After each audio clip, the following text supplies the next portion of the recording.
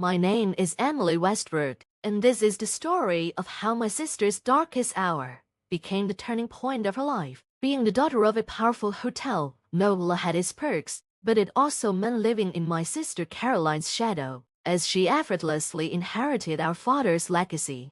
Growing up in the heart of Florida's extravagant resort world, Caroline was always the star, outgoing, magnetic, and perfectly poised for the glamorous world of luxury hotels. I was the quieter one, far more interested in market strategies and financial forecasting than in dazzling hotel guests. Our father, Marcus Westbrook, ran the Orchid Crescent, a world-renowned resort on the shores of Key Biscayne. Caroline was his golden child. "Take notes from your sister, Emily," Dad would always say as the elite walked through the doors. "She knows how to make an impression." Caroline would greet them with charm, while I'd slip into the back office, analyzing balance sheets and trends that spoke to my heart. Our mother, Veronica, often tried to bridge the divide between us, but even she knew Caroline was meant for the spotlight. "Different strengths, darling," she'd say when Caroline was promoted to assistant general manager, while I juggled my MBA at night. Then, there was Alex Chen. I met Alex at a quiet cafe one afternoon. While buried in finance textbooks, he was a far cry from the flashy hotel world I'd grown up with, cerebral, understated, and more interested in discussing corporate mergers than the latest resort opening. We bonded over our shared passion for business strategy and the satisfaction of building something meaningful. What I didn't know at the time was that Alex was the heir to Cheng Global Enterprises, a vast hospitality conglomerate based in Hong Kong. He was in Miami under the radar, learning the ropes of the business before stepping into his family's shoes. Caroline was the first to express her disapproval of our relationship. An investment analyst, she scoffed one evening at a family dinner. "Come on, Emily, you could have at least dated someone in hotel management."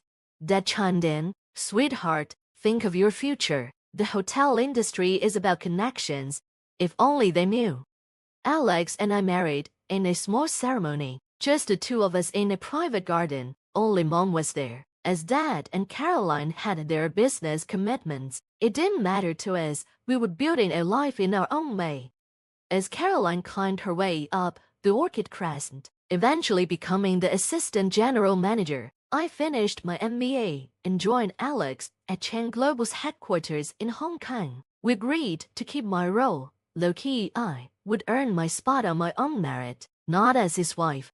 For 3 years, I climbed the corporate ladder within Cheng Global, hiding my connection to Alex. My background in finance and hospitality gave me a unique edge, and I helped lead our expansion into Europe and Southeast Asia. By the time I was promoted to Chief Strategy Officer, I had orchestrated acquisitions worth billions. Then, Caroline's wedding day arrived. She was marrying Nathaniel Wright, the heir to the Orchid Crescent's ownership. The wedding was said to be the event of the decade, a week-long celebration at the luxurious resort that had been our home. Dad was thrilled. His darling Caroline was cementing the family's legacy in the world of high-end hotels. I arrived alone. Alex was tied up with meetings in Hong Kong. Really, he was negotiating our next big deal, but I didn't feel the need to share that with Caroline. The moment I set foot on the property, I knew something was off. My reservation had been mysteriously cancelled, and Caroline greeted me with a forced smile. "Ah, Emily," she said, coldly, "since you're so interested in the behind-the-scenes of hotels, I thought you'd like to experience it firsthand. From the very bottom."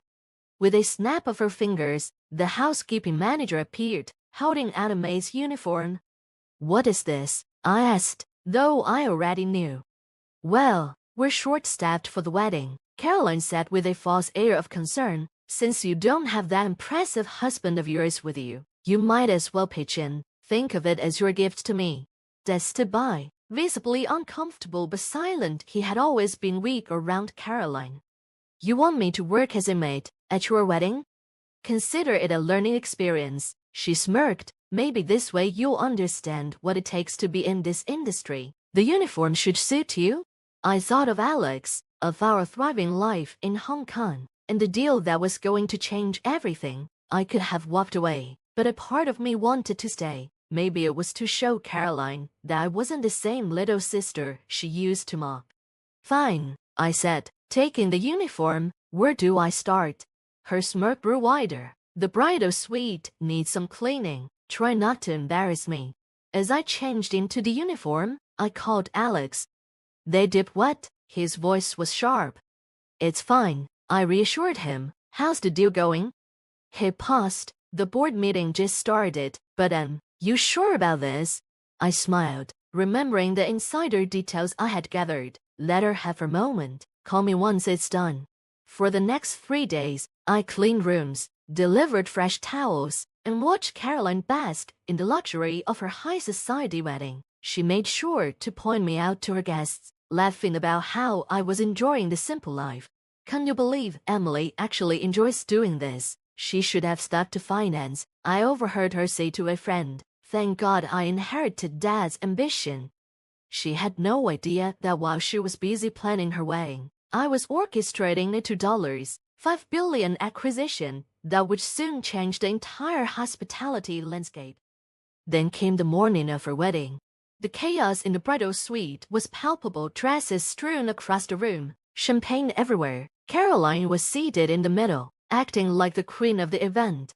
Emily, she called out as I entered. Perfect timing. There's champagne by the window. Try not to draw too much attention to yourself. Her bridesmaids giggled. I kept my expression neutral, cleaning the mess while listening to them discuss the wedding's extravagance. I'm running the Orchid Crescent soon, Caroline bragged. Nathaniel's father is retiring, and then we'll own this whole place. Emily, you missed a spot. I was on my knees when my phone rang. The classical ringtone caught my attention. The board meeting had ended. Housekeeping staff are not allowed phones, Caroline snapped. I stood up slowly, pulling out my phone. I need to take this. If you answer that, you're fired, she warned, smirking at her control. I hit accept. Hi, honey. Alex's voice filled the room, and I put him on speaker. The board meeting just wrapped up. The $5 billion acquisition is done. Chain Global now owns the Orchid Crescent and their other properties. The papers are being signed as we speak. The room fell into stunned silence. Caroline's champagne glass slipped from her hand, crashing onto the floor. What did he say? She whispered. I adjusted my maid's uniform. Oh, did I forget to mention? My husband is Alex Chen, CEO of Chain Global Enterprises. We've been working on acquiring the Orchid Crescent for months. The door burst open, and Dad rushed in, looking pale. Caroline, Nathaniel's father just. There's talk about the hotel sale. His words trailed off when he saw me standing there, phone in hand. For the first time in his life, he truly saw me. Would you like me to connect you with the new owners, Dad? I asked quietly. Caroline's eyes filled with disbelief. This is some kind of joke, right? You married an investment analyst? Well, I replied, you assumed I married an analyst because you thought I didn't belong. You thought I was less capable because I wasn't playing your game. I turned to the window, watching the sprawling estate below. While you were learning to charm the rich, I was learning how to build empires. The next hour was chaos. The sale was confirmed. Caroline alternated between tears and accusations of betrayal. Why didn't you tell us? Dad finally asked, sinking into a chair.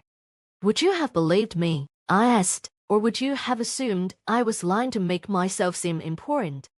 Just then, Alex entered the suite, impeccably dressed. Caroline's bridesmaids gasped as they recognized him from business magazines. Mr. Westbrook, Alex said, shaking Dad's hand. I apologize for the timing, but business is business. However, we're not disrupting your wedding. The Orchid Crescent will still be yours to manage. Caroline, under Annalie's leadership as the new regional director, of course. Caroline Francie, mascara running, you're going to be my boss. Only if you want the job, I replied, but this time, we'll do it my way. No more playing favorites. We built something real. The wedding continued, but much more quietly. As I sat at my place, no longer in a maid's uniform, I looked at my family differently. Dad, now with new eyes. Ma'am, finally proud of both of us, and Caroline humbled but perhaps ready to grow. Later that night, Dad pulled me aside. "I was wrong," he said softly, "about so much.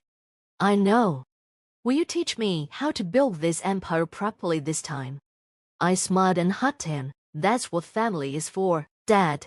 In the months that followed, the orchid crescent became a symbol of everything we'd built together. Caroline and I found common ground, merging her passion for hospitality with my drive for business success. Dad became part of our board of advisors, and together, we transformed the legacy of our family hotel into something that would stand the test of time. And me, I walked through the lobby each day, remembering where I came from and how true success doesn't come from luxury or fame. It comes from the courage to lead, even when no one expects it.